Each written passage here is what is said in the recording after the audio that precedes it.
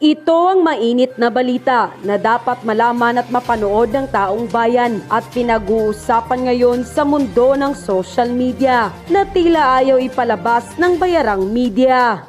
Ngayong diniklara na ng Amerika na si Donald Trump ang nanalo sa pagkapangulo, abay kabahan na raw ang lahat ng kumakalaban sa mga Duterte dahil kung ating babalikan noon at alam naman natin na close ang dalawang ito at gustong-gusto ni Donald Trump ang dating Pangulo na si Rodrigo Duterte. Kaya ayon sa ilan sa ating mga kababayan, asahan na raw na sa mga Duterte papanig ngayon ang bagong Pangulo ng Amerika na si Donald Trump. Usap-usapan ngayon sa mundo ng social media na di umano'y baka raw bibisita ang bagong Pangulo ng Amerika na si Donald Trump sa Office of the Vice President na pinamumunuan ni Vice President Sara Duterte. Pero bago natin simula ng balitang politika ngayon sa Pilipinas, kung ikaw ay bago pa lamang sa aming channel, ay please huwag kalimutang mag-subscribe at i-click ang notification bell. Huwag din kalimutang mag-like para mas maging updated ka palalo sa lahat pa ng bago naming mga uploads. Inanunsyo na si Donald Trump ang nanalo bilang Pangulo sa US. Abay marami sa ating mga kababayan ang nakapansin sa mundo ng social media ang tila maagang paninipsip di umano ni Marcos Jr. sa bagong Pangulo ng Amerika na si Donald Trump dahil tila maaga itong nagpaabot ng kanyang pagbati kay President Donald Trump. Mukha di umano itong excited at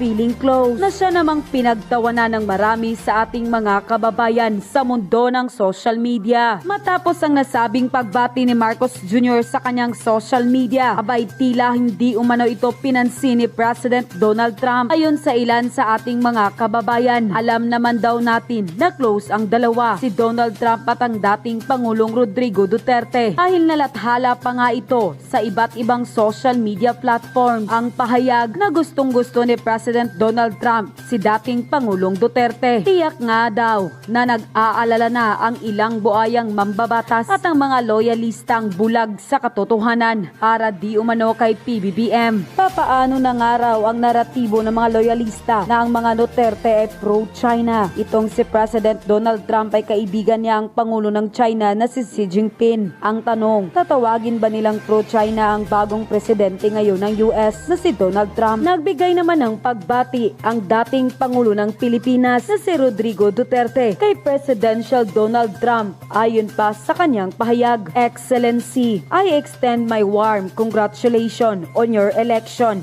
as President of the United States of America. I hope your new mandate will bring renewed optimism and strength to the American people during these challenging times. I look forward to the success of your administration and to our shared aspiration for greater peace and prosperity for our countries and people. Please accept the assurance of the highest consideration." Unquote.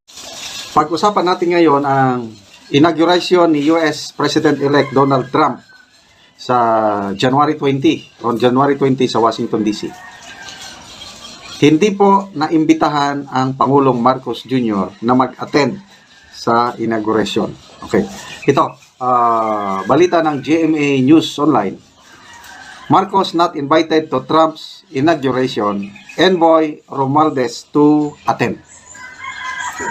So, bakit hindi na imbitahan ang Pangulong Marcos Jr.? Ang paliwanag ni US Ambassador Romualdez, sabi niya, as a matter of policy, no head of state is invited. Kaya lang, nung ni-research ko, merong na-imbitahan. As early as November ata, nag-invite na, kinonfirm na ng incoming press secretary ng White House na inimbitahan si Chinese President Xi Jinping. Xi Jinping. Naimbitahan. So, ni-research ko, depende daw kasi yan sa presidente. Mula daw ng 1874, talagang hindi nag-i-invite. Kasi problema sa security. But itong si President Trump, meron siyang inimbitahan. Ang isa na dyan, si Chinese President Xi Jinping. Which to me, it's a very good sign. Meron pa siyang ibang inimbitahan. Si Prime Minister of Hungary, Viktor Orban, dahil matalik daw niya itong kaibigan. According to Forbes News. Okay, so, ulitin ko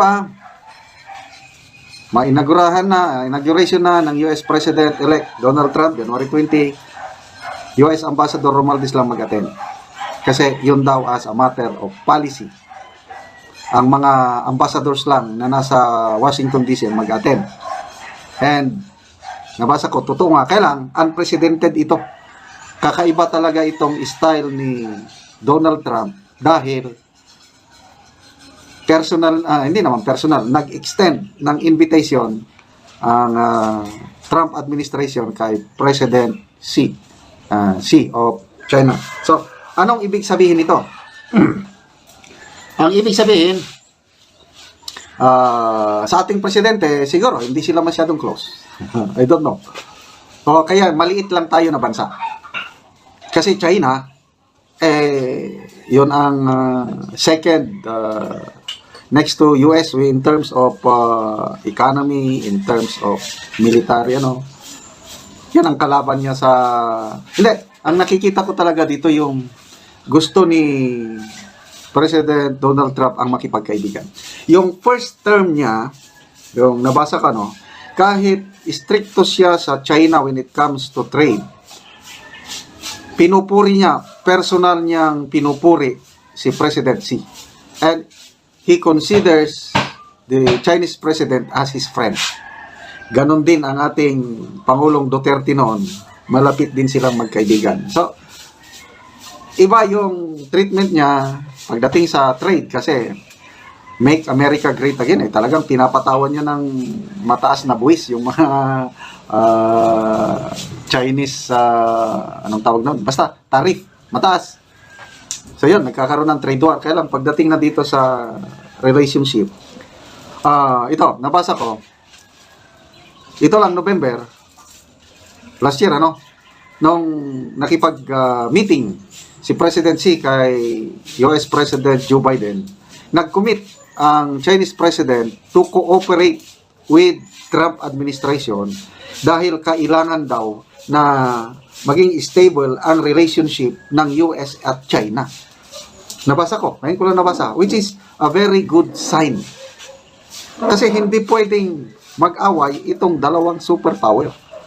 Alam nila, matutunaw silang dalawa pag nag-away sila. So, pwede mag-away in terms of trade, negosyo. Kaya lang in terms of military, yan. So, maganda kung ganun. Remember, nung first term ni President Trump, malapit niyang kaibigan si Russian President Putin.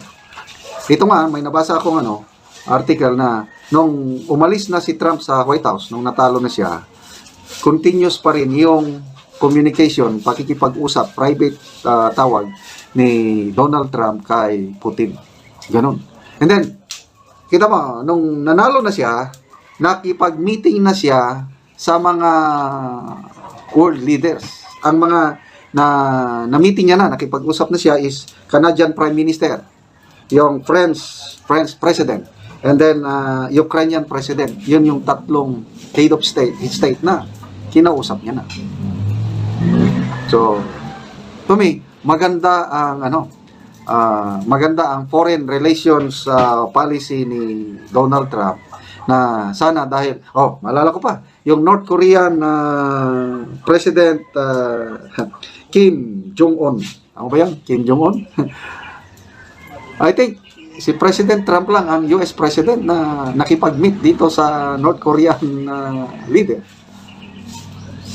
So, these are all unprecedented moves ni President Donald Trump na nagbibigay ng pag-asa. World peace. Gusto niya talaga ng world peace. Kaya, ang expectation ng karamihan, pag upo na ni US President Trump, unti-unti hihinay na. Kung hindi man kagad-agad na matapos yung giyera sa Ukraine and Russia, unti-unti mag-die down. Kasi nga, wala na yung suporta ng Biden administration sa Ukraine in terms of armaments, finances, wala. Bababa. Kasi ayaw ni President Trump ng gera. So, how about dito sa Pilipinas? Yung sigalot sa West Philippine Sea o South China Sea. Sa nakikita ko, maglaylo din. Yung relasyon ng US at Pilipinas, I believe nandyan pa rin, hindi mawawala yan. But in terms of yung financing, military support, I don't know, baka minus kasi ayaw nga ni President-elect Donald Trump na yung gagastusan mo ang iba. Ano nga yan, sabi niya, dapat ang Taiwan magbayad sa kanila, magrenta sa tulong, something like that. So, ano siya, kakaibang style nitong si Donald Trump, yung NATO. Noong una niyang presidency, nag-pull out siya sa NATO. Kasi kami lang gumagastos niyan, ayaw na namin. Pull out siya sa NATO. So, what do we expect pag upo niya? Ito lang na, sino ba yung nagbanggit na? Tataas, lalakas panglalo ang US dollar pag upo niya. At kung lalakas ang dollar, natural yung peso natin hihina. Ayun, maapektuhan tayo in terms of inflation. Kaya dapat yun ang paghandaan ng gobyerno natin sana, yung forecast ng maraming financial expert, global financial expert na magkakaroon ng inflation year next year pag upo ni Donald Trump. I don't know kung ngayon nga, mataas ng inflation, mataas ng presyo ng bili. Pag upo pa niya at ang peso magiging 60 o 61 na, nako, lalo tayong maghirap. I don't know kung anong gagawin na naman ng ating administrasyon para maibsan ang hirap ng taong bayan sa napakataas na bilihin. Bigyan natin ng reaksyon itong post ni Mr. Ed Alunan, posted 4 hours ago. Article ito ni Mr. Jose Alejandrino. Si Mr. Alejandrino is matagal na ito sa politika. Marcos loyalist ito. I think na naging ambassador ba o presidential advisor panahon ni FDR. And even itong panahon ni PRRT, naging advisor din siya. So, ano na ito? Sa politika. Very experienced na ito sa politika.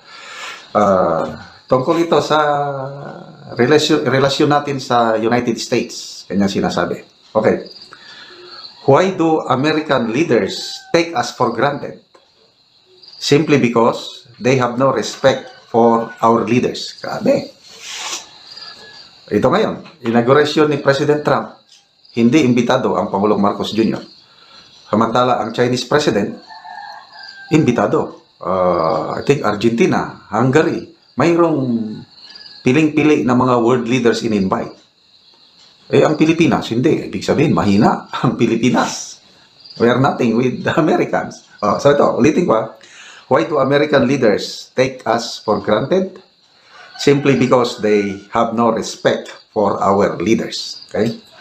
I remember, sabi niya, when the CIA chief told me before the EDSA February 1986 revolt broke out.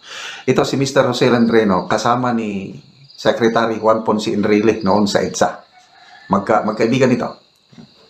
He said, ito, CIA officer binanggit niya kay Mr. Jose Alejandrino, Filipinos are not difficult to handle. Their politicians, their journalists are for sale. It's only a question of price. Grabe. Ako, medyo na-shock ako. Pinag-isipan ko ito. Although, ito, hindi verified. It's only the word of Mr. Alejandrino. Hindi natin masigurado kung totoo ba ito na ang mga political leaders natin, journalists natin are for sale. So, I don't know sa inyo kung naniniwala kayo. Hindi, ako pinag-iisipan ko. For sale. It's only a matter of price. When the U.S. State Department told the DFA to withdraw our ships from Scarborough, Shoal, the DFA quickly obeyed. So, we lost Scarborough. Tama naman. Nangyari ito eh. Kasi sa Scarborough, nandun ang barko natin. Tapos pumunta rin yung barko ng China. Navy ships ito ha. Nagkakagirya na, nagkakainitan na. Pwede na magkaputukan. Isang salita lang ng US State Department. Sabi, okay, pumayag na ang China na i-withdraw nila ang kanilang Navy ship. Basta mag-withdraw kayo. Sige na, withdraw. Naniwala naman tayo kagad. Withdraw. Anong nangyari? Hindi naman nag-withdraw yung Chinese ship. So ngayon, kontrolado nila ang Scarborough Shoal. Ito yung sinasabi ni Mr. Alejandrino. When US President Obama met with Noynoy, the latter was so pleased to do what Obama wanted. He followed Obama around like his lapdog. Same with many of our top military brass. If asked to jump, they are likely to answer, yes sir, how high? Okay, alam ko ito. Yung EDCA. Nasa active service pa ako noon. Talagang inapura yung EDCA. Pinirmahan ng EDCA ni President Ninoy Aquino dahil yun ang gusto ni President Barack Obama. So again, agree ako itong mga punto na ito ni Mr. Alejandrino. Okay. The CIA has complete files on our politicians, including tape recordings. It knows their weaknesses, and if they step out of line, it can easily put the squeeze on them. Once you are a hired mercenary, Americans lose their respect for you. Rodrigo Duterte didn't have a slave mentality. That is why Trump, Putin, and Jinping respected him. Dito ako na siya, no? Kasi si President Duterte lang ang, I think sino pa? Marcos Sr. and President Duterte, sila lang yung mga presidente na hindi nagpahawak ng leeg sa mga Amerikano. Hindi sumusunod. May sariling paninindigan, independent foreign policy. Hindi sumusunod sa kagustuhan ng US. Kaya, yan ang rason kung bakit believe si Trump, believe si Putin, believe si Chinese President Xi Jinping kay Duterte. Wow! One of a kind. Nakaka-inspire yung magkaroon tayo ng ganyang presidente, di ba? Yan pala ang dahilan. Bakit, anong sabi ni Tel Rodrigo, I like him. Believe ako sa unbelievable things he's doing in the Philippines, fighting illegal drugs and everything, gano'n. Talagang believe na believe si President Trump kay, Putin, gano'n din. Nag-state visit si to. So, ganyan ang leader, hindi, walang slave mentality. It's the usual answer when our presidents are invited to the White House. They begin by reassuring the U.S. President of their fealty and devotion. We have a long history of working together. Your values are our values. We are your longest ally in the region. We fought together in World War II, in the Korean War, in Vietnam. Anything you want from us is yours. The U.S. President would then smile, give him a pat on the back, like we give a cookie to reward an obedient dog, give him a sumptuous lunch, even a special parade like the one given to Bongbong at the Pentagon, which he loves to show to the folks back home. Since we are still an American protectorate, our longest ally will tell us, like they did when I complained to them during FBR's presidency about our AFP not being given the same top-of-the-line military equipment they gave to their other friends like Israel, Egypt, Pakistan. Joe, ito yung sagot ng Pentagon kay Mr. Jose Rendreno. Bakit? Luma ang ibinibigay nyo sa aming mga kagamitang military. Ito ang sagot ng US. Joe, you don't need them. Our 7th Fleet is here to protect you. Your military only needs to focus on fighting the communist insurgency. Leave your external defense to us. Just focus on your internal security. Oh, grabe. Ngayon ko lang nalaman ito. The Philippines, sabi niya, in other words, Uncle Sam is telling us to be happy being an American protectorate. Euphemism for remaining their colony. No wonder the $500 million dollar military assistance that Biden has promised to Bongbong is still stuck in the U.S. Congress. The Philippines has never been a priority like Israel, Ukraine, Taiwan, showered with billions of military aid. Despite the 9 EDCA bases, Bongbong gleefully gave to Biden gratis amore. Walang renta. Whose fault? Certainly not the Americans. If Bongbong is happy with crumbs from the table of Uncle Sam, it's Bongbong's fault. And if we elected an idiot like Bongbong, it's our fault. Okay? So, si PFRRD lang ang nag-reject sa invitation ng US. Di ba? In-invite siya ni President Trump. Hindi ako magpunta.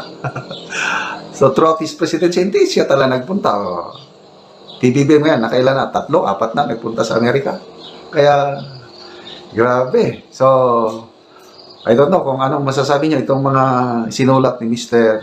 Jose Alendrino. But, doon ako na-attract yung Filipino politicians, Filipino journalists are for sale according to CIA as revealed.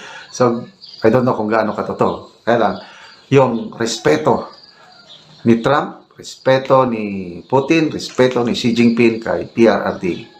Agree ako doon na dahil sa strong leadership, independent foreign policy ni PRRD, kaya itong 3 great world leaders, saludong-salud.